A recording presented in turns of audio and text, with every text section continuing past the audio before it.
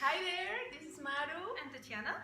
We're very happy to be here. This is our first video and I'm coming from Mexico. I come from Belarus. And we met at school in Amsterdam. Yeah. Göteborg University, Amsterdam. Hi all. Hi all. So I came here to the Netherlands for love and Tatiana As a as a student. student. Yeah. And we had a lot to meet each other at school, and we have a lot of conversations about our experiences in the Netherlands, and we want to share them with you. Yeah, would be nice. It actually might tell you more maybe about our cultures, because the norm for you is always in the place where you come from, and you just see the differences. So we'll just point out the main points that were surprising or unexpected or weird for people who come to the Netherlands. And Yes. we'll talk about like the most obvious things in this part of the video, and we hope to film more later. Yes, indeed. Because first of all, we just want to say that it's a very interesting topic, and I should apologize because I'm very passionate about this topic. So it might be that sometimes I'm way too passionate, but it's definitely not our intention to be judgmental or to judge anybody. No, it's just sharing experiences, making it easier for people who come and live here, or explaining how people who don't come from the Netherlands see everything that's going on. Exactly, and it's also our intention to also have the Dutch perspective. Yeah. So we want to interview some Dutch people to have also their experiences with foreign people, what are their cultural shocks as well, Yeah. and disturbances or funny things, so it's both ways, of course. Yeah. So our first topic is the impression that we had when we came to the Netherlands. So what was your first big impression? Actually, it wasn't very unexpected, because it's one of the things people mention everywhere on the internet, and when you just search about general information about Holland, that people have their windows open, like you can Yeah. see mine curtains are closed. We have them open, by the way. Yeah, we could have them open. We don't have anything to hide, but it's not the way it goes in Eastern Europe. Usually when it's evening, you just close your window so nobody sees what's going on inside, which is not the case in the Netherlands. Usually they don't use curtains that much. People say it because they don't have much sunlight, or they don't care about their privacy that much. I think people are just more easygoing. In this sense, they don't mind people looking in, seeing them having dinner, because yeah, that's a normal thing. That's how it goes. That's how it goes. I think it even makes them proud, because Dutch people are very good in creating an atmosphere at home. Yeah, that's very beautiful actually. Yes, they invest a lot of time building their homes, and of course in the winter times everybody is inside. So it's what they call gezellig, huh? Very cozy and charming. So I think they even is a pride to. Yeah, and it looks very nice. It looks And beautiful. also it just shows that people are easier about sharing their lives and their daily things. Like in the summer, they would just go outside and eat outside. I haven't seen a family who didn't have a garden, which is a common thing here. Everybody has a little place outside, but they were having a dinner right on the street. They put out a big kitchen table, put it on, and then the car couldn't come through. So they had to move everything around and then put again. Yeah, just enjoy. It's really this enjoying of the outside world. Yeah. Like being in the street, sharing food, and also looking inside. Like in one way makes one whole space, brings it together in a way. Yeah, that's true. And they don't care as much as in Eastern Europe about being judged by other people. So how is it the judgment part in your country, in Belarus? I think that's like a very big thing still. It maybe comes from Soviet time, maybe even earlier, but it always was the case that you should have it the way people have it. And you always think like, what would my neighbors say? Okay. Yeah, so maybe that's why people just don't feel secure enough to open up the window and show, okay, here's my evening going. I see. But is it something like being cautious for judgments, or being is it cautious a from security? judgment? Maybe also from 90s, people were not sure if they show off some lovely stuff, they would keep it. I see. Yeah, It's more the security case in reasons. Russia, I believe, but yeah, Belarus is a very safe place in this sense. But yeah, people still don't like people seen in, understanding how much you earn, what can you afford, and It's very like a privacy. yeah, and it goes both ways. Like some people might get worried that it doesn't look good enough. Other people would think, okay, it looks very good, so people might be envious or feel bad about it. Yeah, no, like don't want to have any And jealousy. you or- know, also this all prejudice that people might have bad eye. They would Yes, just of see it course. and everything would go wrong in your life. Indeed. No, in Mexico it's definitely a matter of security.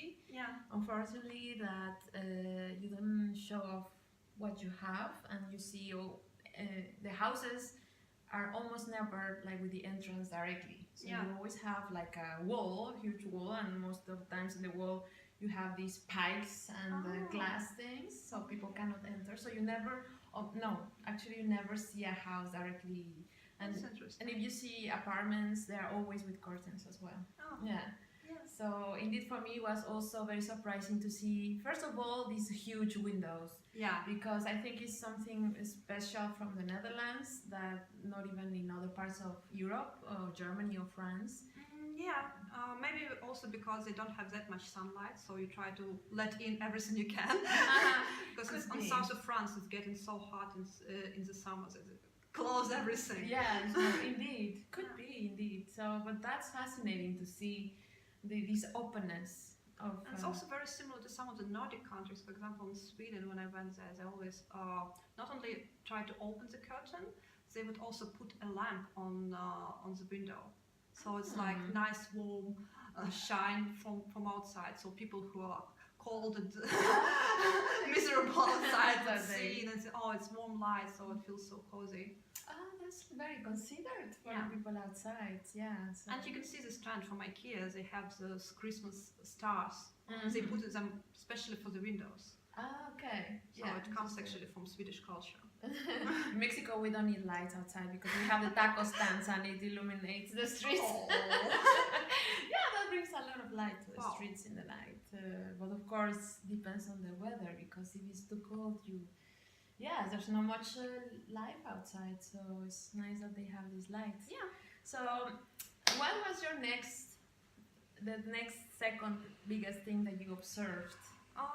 People look different. Did you notice? Yes, definitely. Yes, the looks of people. Yeah. What was your first thing that you remember that you? Actually, first impression was that they look different without like judging or anything, and then you try to figure out, okay, what's different? Mm-hmm. And then you notice that girls look not as feminine as in Eastern Europe. Mm-hmm. I believe not as feminine as in Mexico either. So Yes. no high heels, True. no mini skirts, which is less of a trend in Eastern Europe nowadays, but still. But still, yeah. I think it's still big thing in Mexico, isn't it? The same. Yeah, the same. I remember the first time I was invited to a wedding. From Mexico, wedding are gala dresses, so I came all dressed up like a long dress, and actually nobody told me like you're overdoing it, girl. So I went there, and I was I was the only woman in long dress, and Oh my god. yes, This can is you so imagine? cringy. Yes, I You felt and so the bride? awkward. Yeah, luckily I was in orange, but yeah. Okay, she was Yeah. hated on you this orange also a very bright color, which is usually not the thing. No, I know, but in Mexico, I bought this dress in Mexico, and we use bright colors and long dresses and the makeup, and I really arrived, and it was really awkward for me because. Yeah. But of course, I have the excuse like I'm a foreigner, I'm Mexican, you know. My husband is like, yeah, she's from Mexico, you know. But I seemed like he was enjoying that, you know. He never told me. No. He was showing off. She It's was- like yeah. his fame moment. I'm having this exotic Beauty. Thank you. You're welcome, darling. Darling. But so I realized that indeed that I like to dress more than friends that I find here. I think there's this concept of necessity. Is it necessary to dress up or not? Yeah, that's it. But also, they have kind of a different taste in things. I see lots of people here are into vintage stuff, second-hand shops, that kind of thing. That which is not that much appreciated in Eastern Europe. Okay. There are some people like that. It's like more fashionista type people. It's not a common trend. I see. Like a general person wouldn't go to second-hand shop or vintage shop. Vintage shop. I don't even think they exist in my country. I mean, in this bigger amount as What here in is Amsterdam. the cultural meaning, do you think, in your country? I think it might be because we had this period of hard life in 90s, and some people would feel like, oh, why would I wear old stuff if I can buy something new? I see. But on the other hand, it's also like maybe the feeling that our parents didn't have access to all the most fashionable stuff, so people try to catch up the latest trends. Even though, like, not everybody does it, but younger people, they follow fashion and they would look up every year, okay, what's in, what's the new thing. So yeah, I think that might be the case. So it's a symbol of progress. So why would you buy a second-hand thing while you are having progress, economic progress? Is linked to it. People don't think about it this much, I believe, because people who are more conscious about what they buy, they would go for something good quality, maybe second-hand, but like rather quality over quantity, or like a very timeless style versus newest trend. Yeah. But it's like general mentality of people. Okay, we can afford stuff, we can go out and buy stuff, and that's what cheap, like fashion. Get the money on. Yeah, but in the end, fashion. What is fashion? You know, I think it really is different from country to country. What I said, for example, in Mexico is really colorful, and maybe in Belarus is classy, or other type of palettes of colors. It depends. I believe that especially like earlier, maybe 5-10 years ago, people were going for brighter colors. More, but we still have a tendency in the winter to wear everything grey. That was a shock for me, I must say. When I came to the Netherlands and I saw in the winter everybody in black or grey, then I thought, you don't even have winter. We don't have winter. That's true. So it was for me already. I always said to my husband, like, the trees are so naked, you know, they don't have any leaves, and is everything, you know, less bright, is more towards dark, and then you see everybody wearing darker coats, so I could not understand. So I remember I was looking for a jacket that was really colorful, and I could not find it. And it was before the Desigual time, you know, this Spanish brand with all these colors and patterns. So I said to my mom, she can do very beautiful things and clothes. I think your mom too, I believe. That's true. So I asked her, Mommy, can you make me a coat that is really shiny? So she made this. It was really, she made me two actually, one red and one with all kinds of colors, you know. I can imagine. Multicolor, very happy. And I was very proud working. She made also several layers. We were discussing that. Also layer for wind and like a umbrella to keep it warm. To keep it warm and you know that the rain could not enter. So I was showing off, and I got a lot of compliments actually. Oh, that's so nice. For my coat. But I thought, I want to make a statement. Why should it be all grey? And after that, I remember Desigual came in the market, and then there was much colors and patterns, and since then it has been more colorful. But actually, I believe here in the Netherlands, most people go for being comfortable versus being in trend. True. Not many people care that much about like how do I look? Is it bright enough? Does it like make me look better? Is this they also have this feeling that okay, I'm good enough as this. In one hand, this I admire that is a sense of self-confidence. Because this is me, and I don't. It's not important what I wear because this is me. Yes, and also the necessity, because I observed that if an object is good enough, even if you have it for years, why throwing it away? And I think coming back what you say about second-hand things, I believe it comes from the Calvinistic culture, like that's to true. also be respectful for what you have, and of course also the war tradition that you don't throw things, because grandparents had a hard time, and I believe that's changing, but still it's in the culture. That's true. It's ingrained in the culture, so it's interesting now. So I think also the looks, the way of dressing, but also the self-embellishment. We were talking about nails, for example. Yeah, that's true. Like beauty industry in the Netherlands has its own issues. Let's say it this way. For example, like I'm very used to doing gel polish, which is the same here. People do it, but they don't do proper manicure. I mean, cutting cuticles, they just push it down, which I can do myself after shower. I don't know why I should pay 20 euros for someone to do it. Just pushing it, yes. Yeah. So basically, the easiest way to get proper manicure here is to find a girl from Eastern Europe who does it for you, which was a discovery for me. And it's actually my best friend from Belarus gave me this advice. Thank you, Marina. But I think also we should explain, because when I told my husband about it, he was shocked. He says, "Why would you cut it? It's like that's savage," he said to me. I'm like, no, but I think we should explain why we do it. At least in Mexico, if you cut the cuticulum, so the purpose is to make your nail look bigger, and then you have more space. I don't know. Maybe also, but it's also the case that Hygiene. If you just remove it, you don't have this little skin sitting here, sticking around, getting dry. It just doesn't look pretty.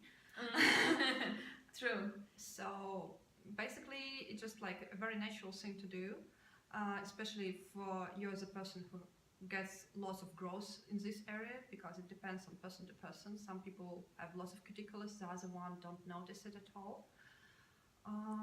Yeah. These are perception. Everything is perception, no? Like what is needed or what is not needed. And of course, when you are in this process of manicure, it can be painful. I mean, it's a bad master. It's a bad person doing it to you. That's true. That's true. But if somebody happened to have a bad experience, then of course they might be afraid of it. But indeed, you need to look for a good person. But I also agree with you. In Mexico, we do the manicure, and it's part of the process. And all of a sudden, if you emigrate to a new country where it's not a common use, then it's like, okay. And I've actually noticed that Dutch girls don't do it as much. No. Like you can see, actually that's the thing that maybe puts off most Eastern European girls when they see Dutch girls with the nail polish peeling.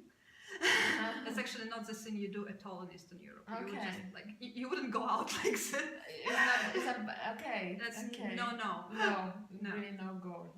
It's like you don't take care of yourself. You don't do. We call this fodonga in Mexico. Fodonga. Fodonga, what does it mean? The fodonga is a woman that doesn't take care of herself. Yeah. Yeah. Okay. Yeah. Fodonga. Basically. No, be fodonga. Yeah. So basically, you wouldn't walk like this. You wouldn't go like for an additional week till you get your appointment. You would do it immediately. You would try to fix it at home somehow. Okay. Wow. Yeah. But that's very fascinating, because in Mexico it happens maybe not with nails but with makeup. There are some women that really never go, not even to the supermarket without makeup. Very Eastern Europeans in it. Also? Yeah. Yeah. That's like a saying in Russian. What if I go out to check out the rubbish and meet Prince Charming? You know what Dutch women would say? I believe, like, well, then he needs to like me the way I am. Yeah. which is actually like true. Yeah, it is true. I mean, and maybe you're just not confident enough if you need to wear full makeup to check out the rubbish. Like it has to be suited to the situation you're in. If you're chilling at home, maybe you don't need makeup. Yeah. If you're going out, maybe you should put on some. Well, honestly, sometimes even if I'm chilling at home, I put makeup. I don't know, when I feel like it. Yeah, just the way you're comfortable with it. Yeah, there is no common rule, not No. for a certain culture, not for a person. Like there are more people in one culture doing one thing than the others, but doesn't mean that the people who don't follow the common trend do their own thing. I totally agree. You need to follow what you like, and that's also something that I've been confronted in the Netherlands because I like doing it. I mean, I'm coming from a country where women we do it and we enjoy it, and I'm used to it and I enjoy it. And I people think like you're doing it for your husband. You think it's necessary? Like no. I mean, yes and no. Like do it for myself, but then also confront to the fact here it's believed. I believe that beauty, the more natural you are, the more beautiful you are. So actually, if you put a lot of makeup, then it's not beautiful. You see? So in that sense, I had to accept the fact that if I do it, maybe people don't find it beautiful, but still I will do it because I like it. That's your personal choice. Yes. So the main point is not to blame people that they don't find it suitable, just to take responsibility. This is my choice. Some people might like it. Some people might think it's too much. Yes, definitely. But that's me. That's me. Indeed, and also live with the consequences, because that's also one thing that you would comment on it. That's true. That's a very Dutch thing as well. I noticed that they do small talk, not in a way like that English people do it, when you just in one space and you have to talk about something, you talk about weather or something general. They would just comment on things. Yes. Like you see someone working out, you would say, "Oh, good job."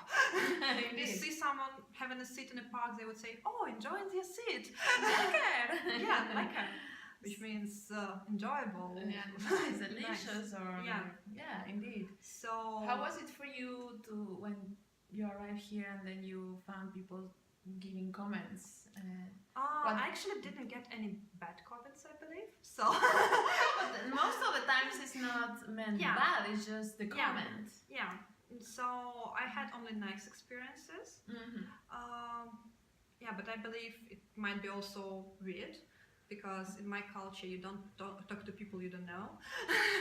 Wow, not at all. I mean, sometimes you would, but as a general rule, for example, like in Europe, in most countries, you walk into the elevator, and if you meet someone, you say hello. In Eastern Europe, it's more common trend that you wouldn't say anything. You would just look away.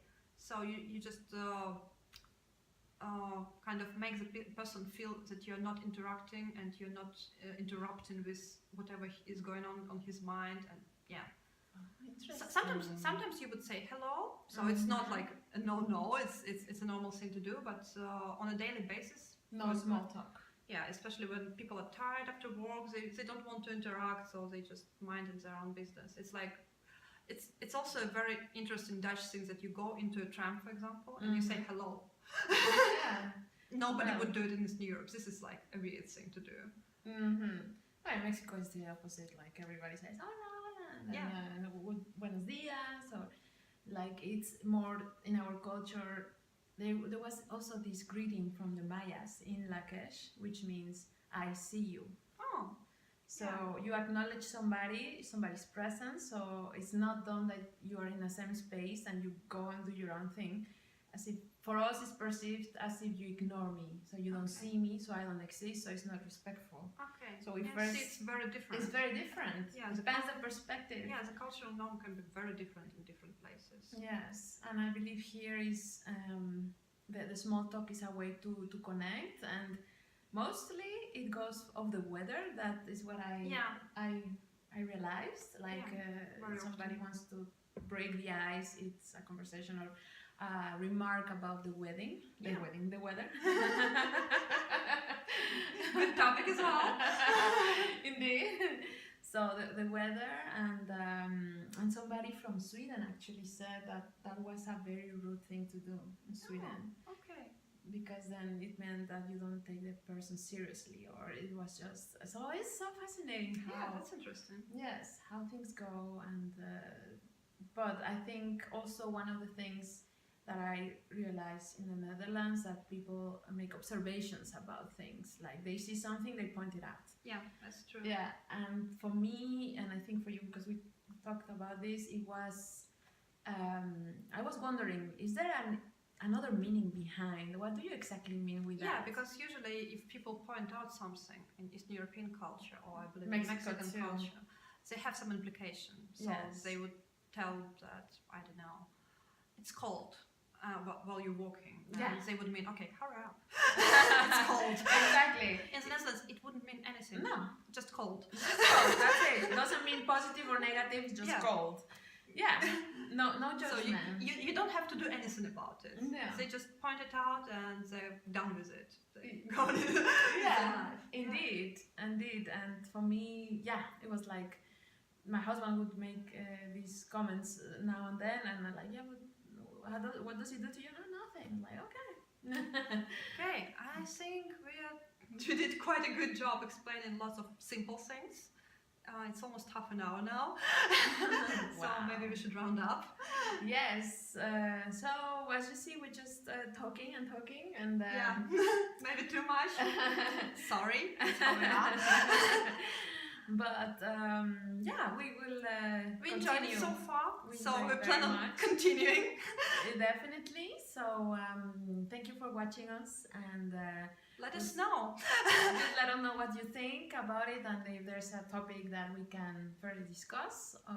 Yeah. Let us know. And let us know about your experiences you've been here. Let us know if you're planning to go on here. Why? That's always interesting. It's And always I fascinating. think one of the things we should discuss next time, because we were talking about looks, but we left out men completely. And you, as a girl, came for laugh with a Dutch man. She has lots of experience. She can explain us this. I love to. So See you we'll do soon. that. Bye. Bye.